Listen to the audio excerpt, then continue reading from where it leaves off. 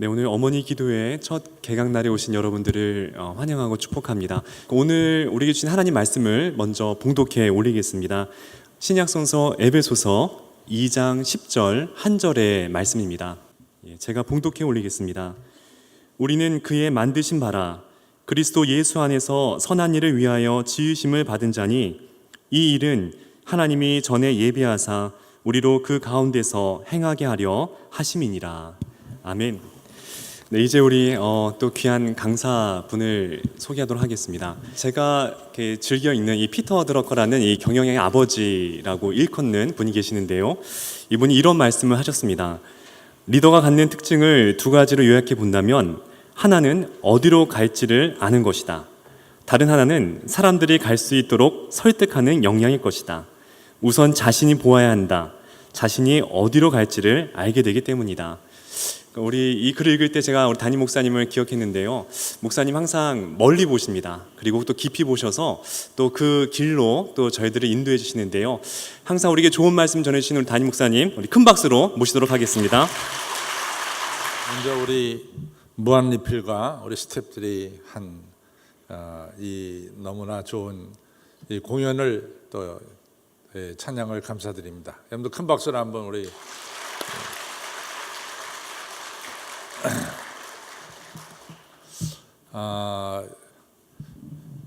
이제 우리 교육자님들도 보니까 연세들이 좀 들어갔고 맨 처음에 우리가 할 때는 팔짝팔짝 뛰었는데 이제는 그렇게 이제 팔짝팔짝 뛰는 게 없이 이렇게 어떤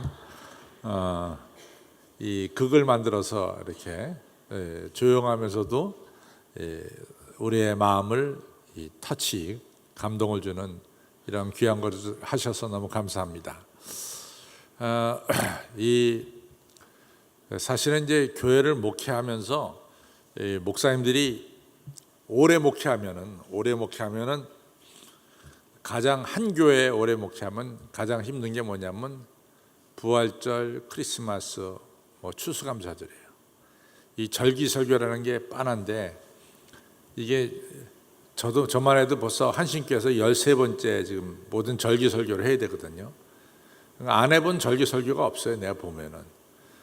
그러니까 이 절기 때가 오면 이제 얼마 뒤에 이제 고난주간이 시작되고 또 부활절이 오는데 뭐 만만치가 않습니다. 그 말씀 준비하는 게. 뭐 평상시는 얼마든지 그런 대로 말씀을 준비할 수 있는데 절기 때가 좀 힘들어요. 근데 또 한 가지 힘든 게 어머니 기도에 맞습니다.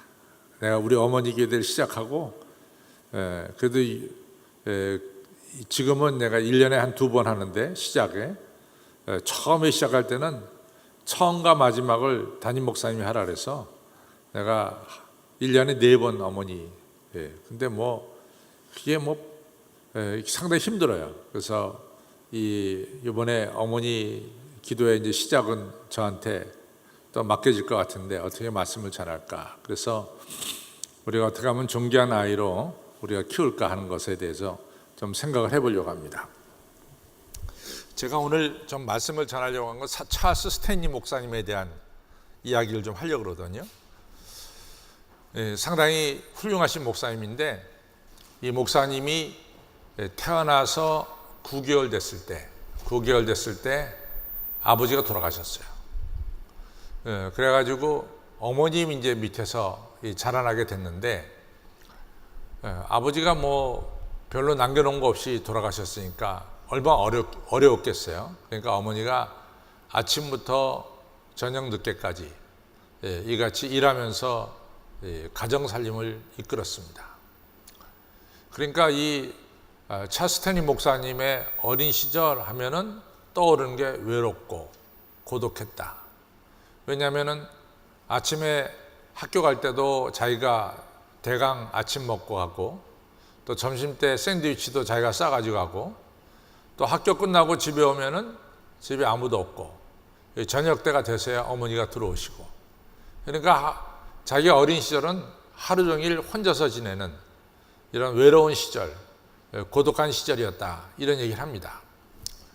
이러다가 이제 어머니가 그 찰스 스탠리가 9살이 됐을 때 재혼을 해요. 그래서 9살 때 재혼을 하는데 새 아버지가 굉장히 난폭한 아버지예요. 그래서 폭력적인 아버지입니다. 그래서 이 새 아버지하고 살면서 날마다 긴장되는 이런 삶을 살았대요. 새 아버지가 폭력적이어서. 근데 이제 차스테니가 사실은 자기 공부를 못했대요. 학교 다닐 때. 그래서 학교 성적을 보면은 항상 안 좋은 성적을 가지고 집에 왔답니다. 그러면 아버지가 그 성적표를 들고 하는 말이 뭐라고 말하냐면 너는 무능한 인간이다. 무능한 인간. 너는 무가치한 인간이다. 그리고 너는 정말 아무것도 아니야. 영어로 말하면 you are nothing 그런다고. 너는 아무것도 아니라고. 이런 이야기를 매일같이 수없이 들었다는 거죠. 너는 무능하고 너는 무가치하고 너는 아무것도 아니다. 아주 이런 이야기를 계속해서 반복해서 이 차스테니가 어렸을 때 들었다는 거죠. 그래서 자기는 말할 수 없는 열등감을 가지고 살았대요. 근데 이제 열등감을 가지고 산 이유 중에 몇 가지가 있는데 더 보태면은 첫째는 자기 어머니가 자기를 학교를 일찍 들여보냈대요. 그래서 1살 먼저 들어가서 자기보다 1살 많은 동급생들하고 같이 공부를 했는데 그러다 보니까 자기는 키도 작고 또 몸도 왜소했답니다. 말랐답니다. 그러니까 맨날 동급생들이 자기를 갖다 제껴놓고 한쪽으로 제껴놓고 따돌림 시켜놓고 지냈다는 거예요. 동급생 친구들도 이제 거의 없었다는 거죠. 또 하나는 여러분들 그 바지 중에 남자 바지 중에 무릎팍 아래 이렇게 내려와서 이렇게 묶는 바지가 있어요. 그리고 스타킹을 신고 다니는 그런 옛날 바지들이 있죠. 무릎팍 아래 이렇게. 그리고 이제 어머니가 그런 바지를 자기한테 입히고 스타킹을 신어서 학교에 보냈는데 학교에는 자기 반에 그렇게 입고 온 애가 한 명도 없었대요. 자기만 그렇게 입고 왔다는 거죠. 그래서 이제 애들한테 또 놀림거리가 됐다는 거죠. 쟤는 이상한 옷을 입고 다닌다. 사실은 어머니 나름대로 자기 아들에게 좋은 옷을 입혔는데 어머니가 새벽부터 저녁까지 일하다 보니까 요즘 애들이 어떤 옷을 입고 다니는지 요즘 트렌드 어떤 방향으로 가는지를 몰랐던 거예요. 그러니까 어머니 시대에는 아마 그 초등학교 다닐 때 그렇게 옷을 입고 다녔던 것 같아요. 그러니까 그 생각을 하고 자기 아들한테 그런 옷을 입혔는데 자기 아들을 학교에 가면 아무도 그런 옷을 안 입고 자기만 입고 다니니까 그것도 아주 그냥 시대에 뒤떨어진 옷을 입고 다니는 아이로 이같이 사람들에게 친구들에게 손가락질 받게 됐다는 거죠. 이 세 번째로 자기가 이 열등의식을 갖게 된 것은 자기 집이 늘 이사 다녔다는 거죠. 여기저기 이사 다녔는데 이사 갈 때마다 어디로 이사 갔냐면 반지하로 이사 갔대요. 반지하. 돈이 없으니까. 그러면은 반지하에서 늘 사는데 자기가 볼 때 2층, 3층, 4층에 사는 사람들이 얼마나 부러운지 모르겠대요. 정말 그 사람들은 높은 사람이고 자기는 낮은 사람, 반지하에 사는 사람 이런 것을 가지고 열등의식을 가지면서 살았다는 거죠. 근데 자기가 자라날 때 누구도 자기에 대해서 이같이 격려하는 말이나 칭찬하는 말을 자기가 들을 수가 없었다는 거죠. 하여튼 자기 어머니조차도 자기에게 이렇게 칭찬하는 말을 별로 안 했다는 거죠. 또 아버지는 맨날 너는 무능하고 무가치하고 너는 아무것도 아니고 뭐 이런 이야기를 하면서 이제 자라났죠. 근데 자기가 유일하게 이 격려의 말을 들었던 것은 주일학교에서 주일학교 선생님이었다는 거죠. 주일학교 선생님 파렐이라고 하는 선생님이 차스를 볼 때마다 차스야, 내가 너를 언제나 지켜보고 있다. 내가 너를 사랑하고 있고 내가 너를 위해서 날마다 기도하고 있다. 이렇게 말하는 사람은 유일하게 교회학교 교사 선생님만이 자기한테 그 얘기 했다는 거죠. 어느 누구도 자기한테 칭찬이나 격려의 말을 한 사람이 없다는 거죠. 자기 말할 수 없는 이 심한 이런 우울증을 가지고 살았다는 거죠. 근데 이제 우리가 한 가지 정확하게 알아야 되는 것은 사람의 열등의식이라든가 이 소위 말해서 자존감의 상실, 자존감은 영어 셀프 에스팀인데 이 자존감의 상실은 사실은 선천적이 아니에요. 여러분과 저가 다 아기를 아이를 키우는데 아기가 엄마 모태에서 나왔을 때 걔가 태어날 때부터 열등의식을 가졌다? 아니죠. 절대로 아닙니다. 걔가 태어날 때부터 열등의식 갖지 않습니다. 태어날 때부터 뭐 자존감을 상실했다? 그런 것도 아니에요. 이 열등의식과 자존감은 사실은 후천적인 겁니다. 우리가 자라나면서 생기는 것이 열등의식과 자존감 상실이에요. 그러면 열등의식과 자존감을 상실시키는 아주 중요한 장소, 걔에게 열등의식을 심어주고 우리 아이에게 자존감을 상실시키는 것이 어디냐? 정확하게 두 곳이에요. 가정하고 학교입니다. 가정하고 학교에서 우리 아이들이 열등감을 가지게 되고 가정하고 학교에서 자존감을 상실하게 됩니다. 찰스가 똑같아요. 찰스 스탠리의 자존감의 상실은 집이었어요. 아버지가 날마다 너는 무능한 인간이고 너는 무가치한 인간이고 너는 소용이 없어. 쓸모가 없는 인간이야. You are nothing. 이러면서 맨날 이 말할 수 없이 이 찰스의 자존감을 상실시켰고 열등의식을 갖게 했어요. 또 찰스가 열등의식과 자존감을 상실한 것은 학교였어요. 학교에서 선생님께서 찰스에게 특별한 관심을 주지 않았고 또한 친구들도 찰스를 너는 작고 왜소하다고 따돌림 시켰고 또 너는 이상한 옷을 입고 온다라고 외계인처럼 또 놀려댔고 또 사회 속에서 자기 집이 가난하니까 맨날 지하층에 살아가지고 그것 역시 이 찰스에게 말할 수 없는 열등감과 이 자존감을 상실시켰습니다. 여러분 잘 보세요. 우리가 열등의식을 갖게 되는 것, 자존감을 상실하게 하는 것은 잘 보면은 가정과 학교입니다. 가정과 학교에서 자칫 잘못하면은 우리는 열등의식을 갖게 되고 자존감을 상실하게 돼요. 예를 들어서 이제 가정을 보잔 말이죠.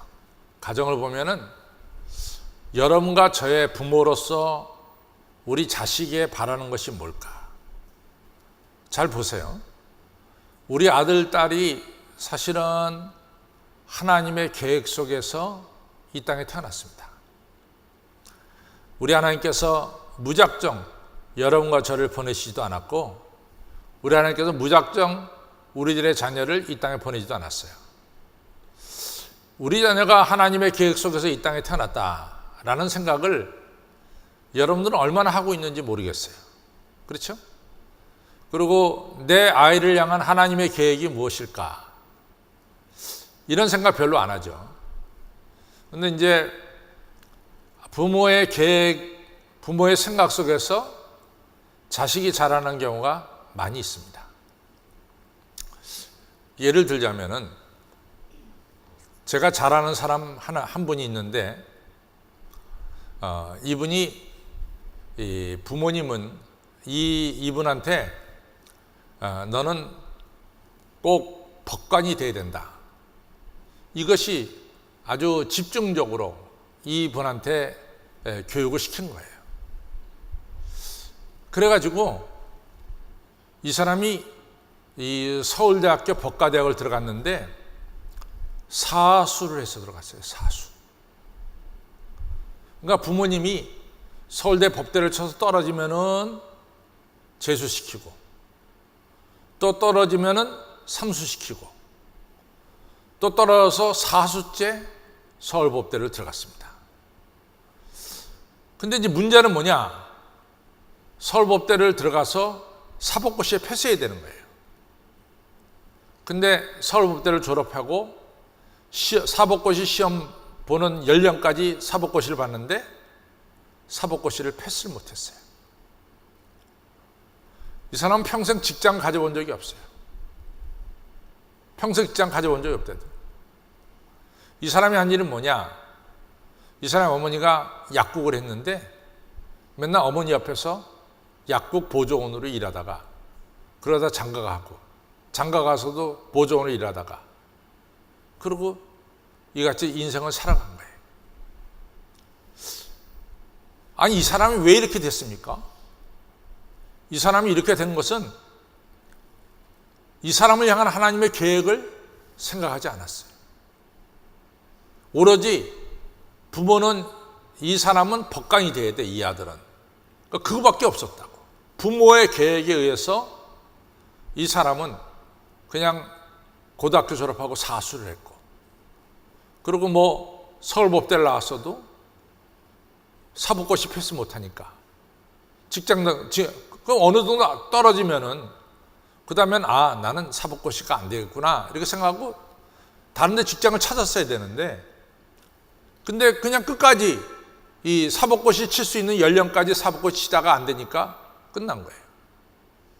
그러니까 이 사람의 사실은 그 중요한 이 30대를, 20대 30대를 다 허비해 버리고 마른 거죠.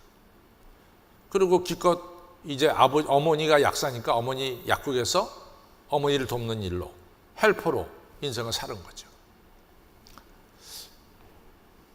말할 수 없는 열등감을 가지고 삽니다, 이 사람은. 그리고 자기의 자존감이라는 건 이미 다 없어졌어요.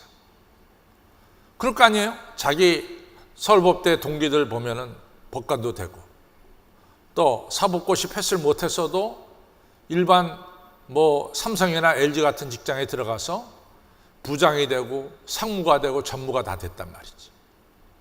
왜냐하면 한두 번 사법고시 봐서 안 되니까 얼른 방향을 틀었거든요. 이 대기업에 들어갔거든. 근데 자기는 끝내 아버지 어머니가 너 법관이 된다는 말을 거기에 순종하느라고 그렇게 됐다고. 그럼 이 사람이 열등의식을 가지게 된 것, 이 사람의 자존감을 상실하게 만든 것은 사실은 부모예요, 부모. 부모가 그렇게 만든 거예요. 부모가 얘를 향한 하나님의 계획을 생각하지 않고 부모의 계획대로 얘를 키우려고 그런 거예요. 또 한 가지는 우리가 사실은 우리 아들, 딸이 이같이 태어난 것은 하나님의 은혜입니다. 며칠 전인데 제가 교회 이제 오려고 걸어서 오는데 우리 교회는 한 분이 차를 몰고 와다가 내 앞에 딱 세웠어요. 그리고 막 우는 거예요. 목사님 저한테 지금 기도해 주셔야 됩니다. 그래서 왜 그러세요? 했더니 제가 지금 시험관 아기를 하러 가는데 4번 시험관 아기를 해서 실패했습니다. 오늘이 5번째 시험관 아기인데 오늘은 꼭 착상이 돼야 됩니다. 막 울면서 기도해 달라는 거예요. 오늘 병원에 가서 꼭 착상하게 해달라고 목사님 기도해 주십시오. 여러분들, 자식을 갖는다는 것은 그것은 하나님의 은혜입니다. 여러분과 제가 다 뭐 쉽게 자식을 갖고 쉽게 자식을 낳아가지고 이 자식 갖는 게 뭐 쉬운 일 같이 생각하는데, 사실은 아무리 시도해도 자식을 못 갖는 사람들이 우리 주변에 많아요. 여러분과 저는 축복 속에서 쉽게 자식을 가진 거지 자식을 갖는 게 쉬운 게 아니에요. 자식은 성경 말씀 그대로 태아 열매는 하나님 주신 선물입니다. 그러면 하나님과 우리 자식 간의 관계가 중요한 거예요. 창조주 하나님과 하나님의 손에 의해서 태어난 우리 자식과의 관계가 소중합니다. 그런데 여러분 잘 곰곰이 생각해 보세요. 여러분들 자식과 하나님과의 관계가 소중하다고 정말 생각해요? 아니면 우리 자식이 이 시대에 아주 유능한 사람과의 관계가 더 소중하다고 생각합니까? 우리는 우리 자식을 하나님과 연결시키는 노력보다는 이 시대에 힘 있는 사람과 연결시켜서 우리 자식의 미래를 열어보려고 노력할 때가 많이 있어요. 그런 가운데서 우리 자식이 받는 상처도 많습니다. 우리가 잘 생각해야 됩니다. 내 자식을 이 땅에 보내신 하나님과 연결시키기보다는 이 시대에 힘 있고 얼마든지 내 자식에게 좋은 영향력을 끼칠 수 있고 또 좋은 길로 인도할 수 있는 현실적인 대상, 이런 사람들과 우리 자식과 관계를 맺게 하려고 노력하는 게 더 많지 않느냐, 이런 얘기입니다. 그런데 우리 하나님 입장에서 봅시다. 우리 하나님 입장에서 보면은 내 자식이 아무 개가 돈이 많으냐, 아무 개가 지식을 많이 가지고 있느냐, 아무 개가 능력이 많이 있느냐, 하나님 그걸 볼까요? 하나님 그걸 보지 않습니다. 그 사람에게 예수 그리스도가 있느냐, 이걸 보신다고요. 돈을 얼마나 많이 가졌느냐, 지식이 얼마나 많으냐, 그걸 보는 게 아니라 그 사람이 정말 예수 그리스도를 품고 있느냐, 이걸 보는 거죠. 이걸 보는 거죠. 저 사람이 얼마나 능력이 많으냐, 그걸 보는 것보다는 그 사람이 하나님의 베푸신 은혜를 깨닫고 체험하고 있느냐, 그런 걸 보는 거죠. 저 사람이 얼마나 사회에 저명한 사람과 많은 관계를 가지고 있고 알고 지내느냐, 그것을 보는 게 아니죠. 그 사람은 정말로 예수 그리스도와 올바른 관계 속에서 살아가고 있느냐, 이걸 보는 거죠. 창조주 하나님은 우리의 자식이 돈이 많고 지식이 많고 아주 잘났고 그런 거 보는 게 아니라고요. 우리 자식이 그 자식을 창조한 하나님과 관계를 맺고 사느냐, 하나님을 알고 사느냐, 이것을 보는 거예요. 이것이 소중합니다. 제 나이 정도 돼서 여러분들에게 드리는 말씀을 들으면은 거의 진리예요. 거의 진리예요. 제가 지금까지 살면서 보니까 어느 집 아이를 굉장히 신앙적으로 키웠어요.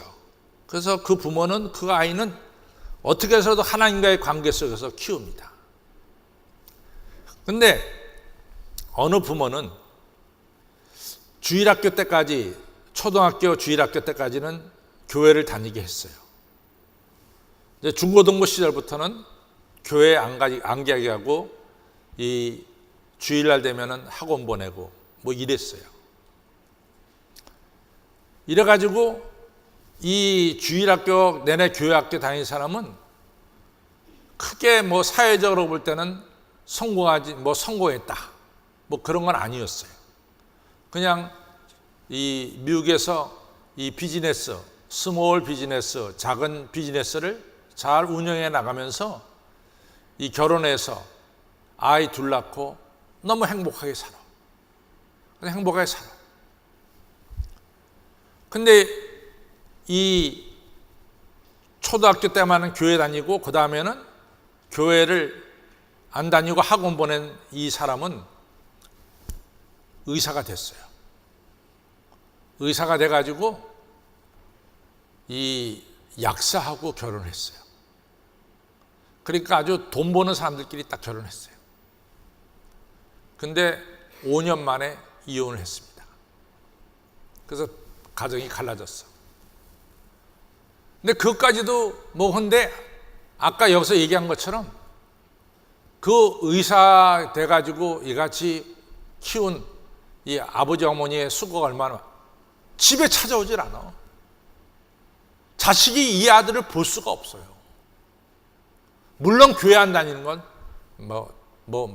더 말할 필요도 없고. 여러분, 인생은 짧습니다. 인생은 짧습니다. 누가 정말 행복한 인생을 살고 있느냐? 우리가 한번 봐야 돼요. 누가 행복한 인생을 살고 있느냐? 여러분들, 그 교회를 안 다니고 이같이 의사가 됐다고 해서 그분 마음속에 열등의식이 없을까요? 얼마나 많은 의사가 많아. 그러면 의사들 사이에도 이런 우열이 있다고. 얼마나 또 법관이 많습니까? 법관이 많은 사람들 중에 얼마나 우열이 많아.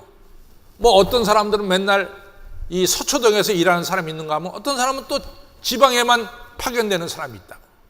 그런 가운데서 오는 이런 비교 속에서 오는 열등의식이 얼마나 많겠냔 말이지.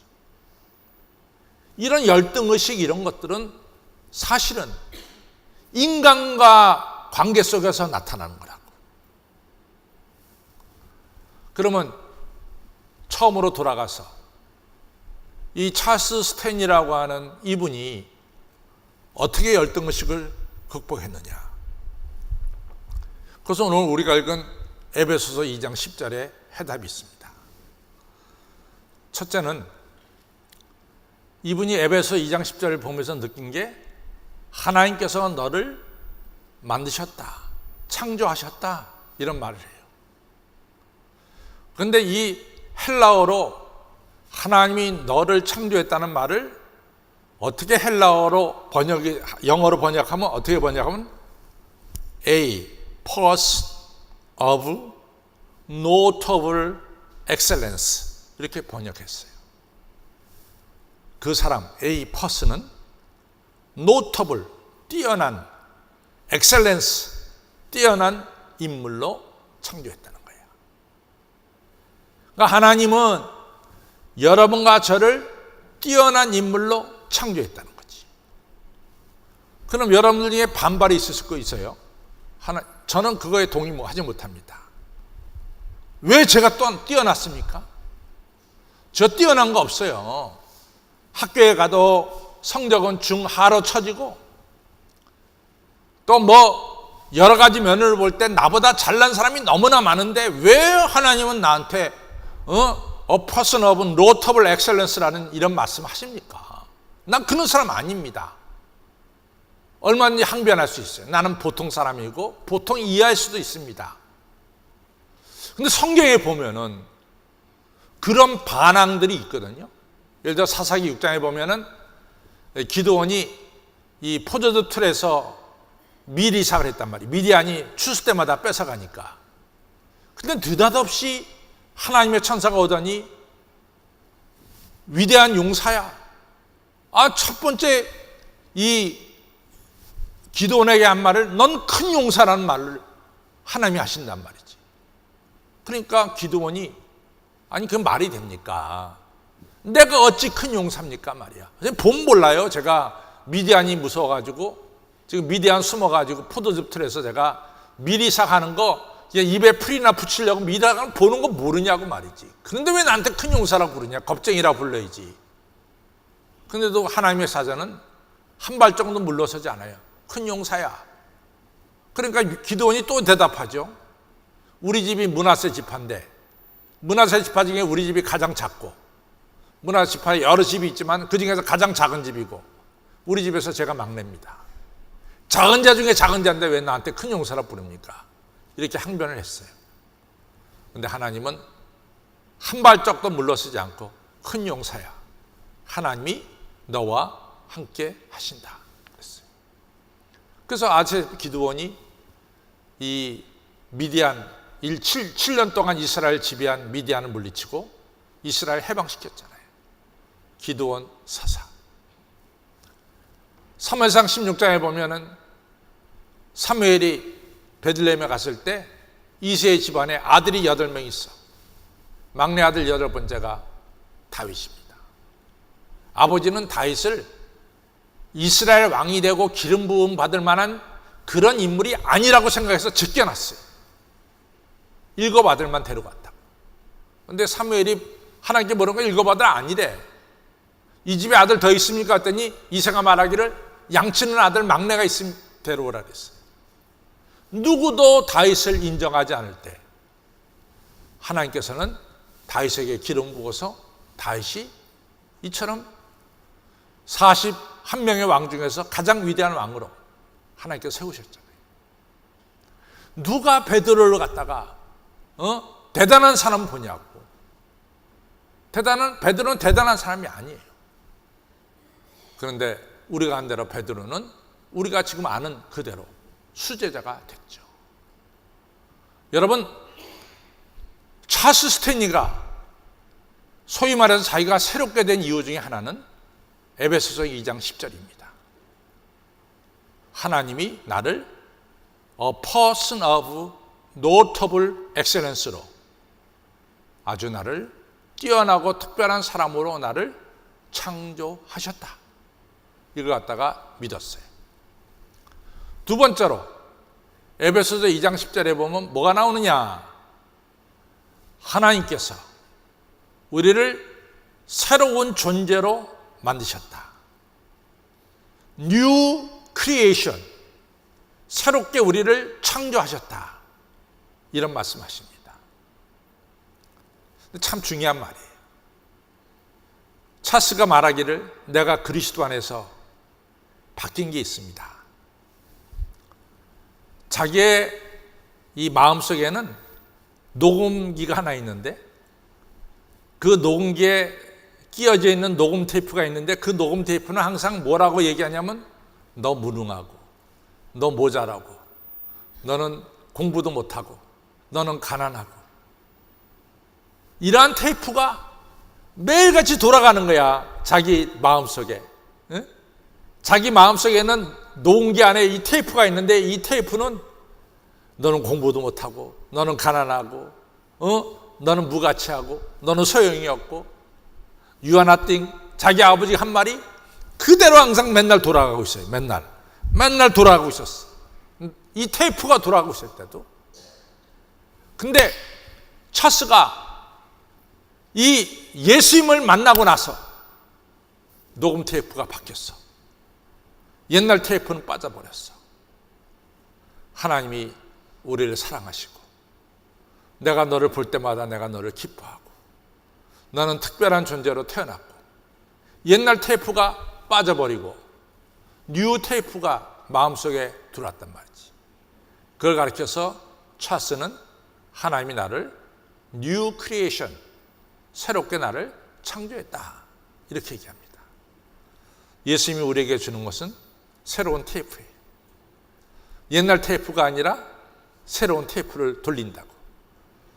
내가 너를 창조했고 내가 너를 사랑하고 내가 너를 존귀하게 여기고 내가 너를 볼 때마다 기쁘게 여긴다.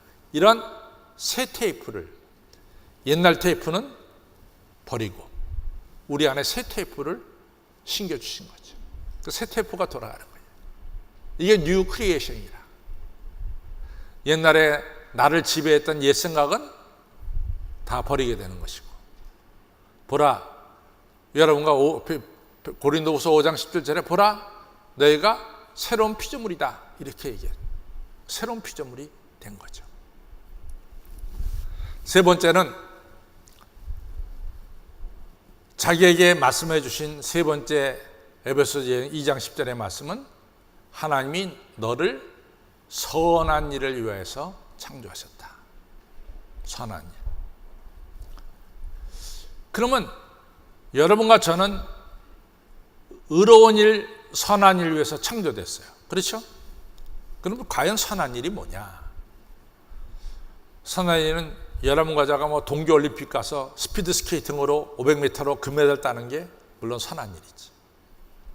그런 엄청난 얘기를 하는 게 아니에요.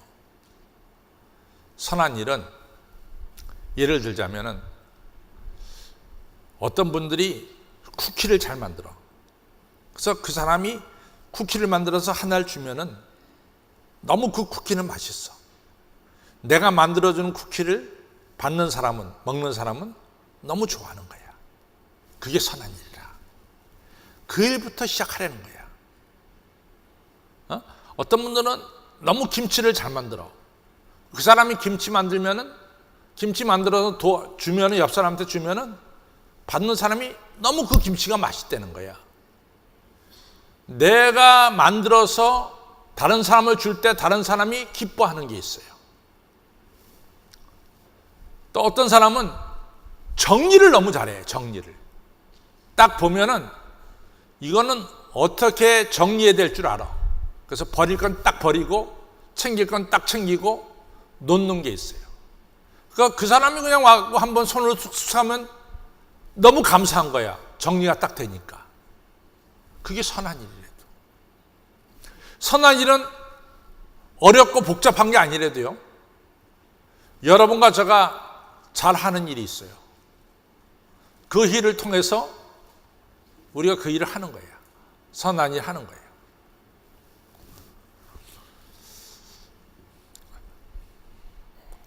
그 선한 일이 각자 있습니다.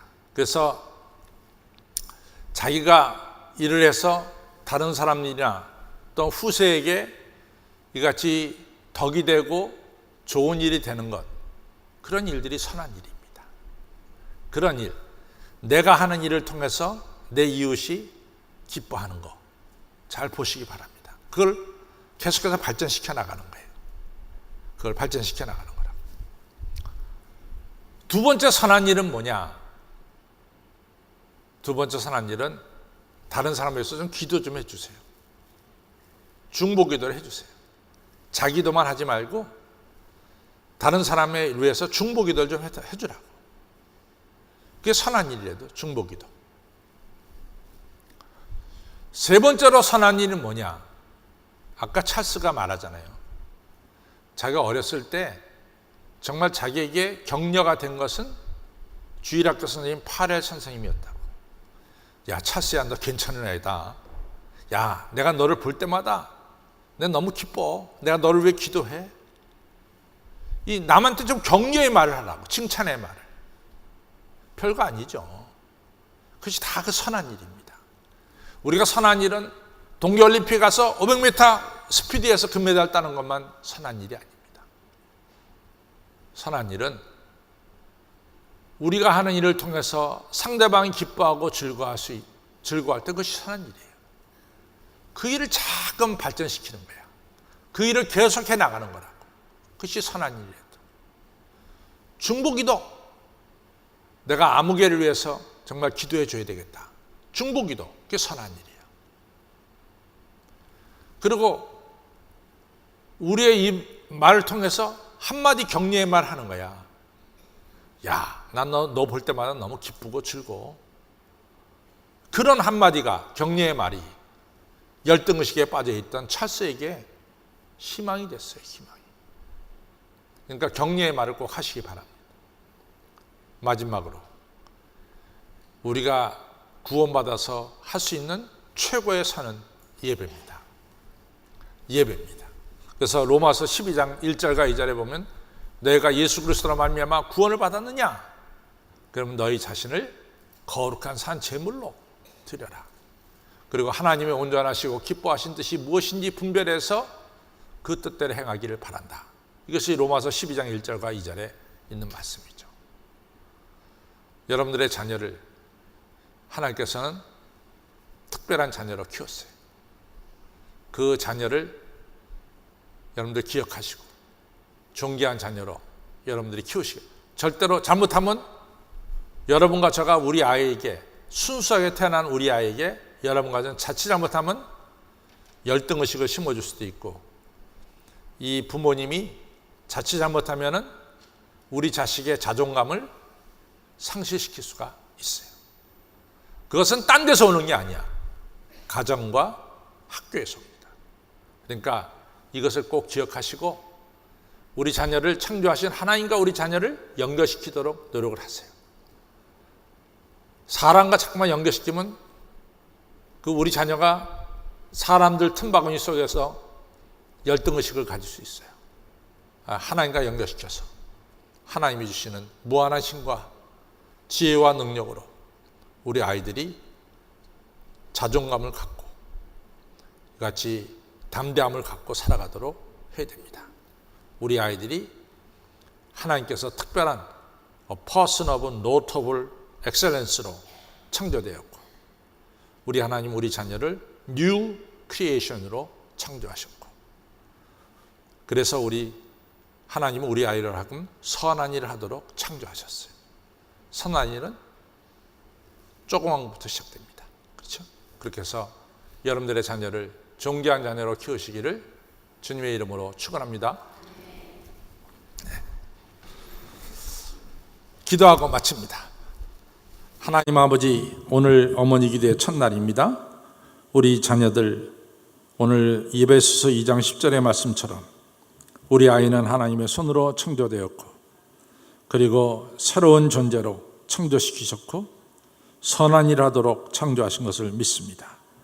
아버지 말씀대로 우리 아이들에게 부모가 행여나 사람들과 비교해서 사람과 연결시켜서 우리 아이의 하나님 주시는 이 달란트와는 관계없이 부모의 욕심을 채우려다가 우리 아이에게 말할 수 없는 열등감과 자존감을 상실시키는 일들을 하지 않도록 저희들을 붙들어 주시고, 내 아이를 이 땅에 보내신 하나님의 뜻대로 하나님과 연결시키면서 우리 자녀를 키워서 우리 자녀가 하나님의 손에 붙들림을 받아 이 땅과 세계에 하나님께 영광 돌리며 선한 일하며 존귀하게 쓰임받는 우리들의 아들, 딸 되게 하여 주옵소서.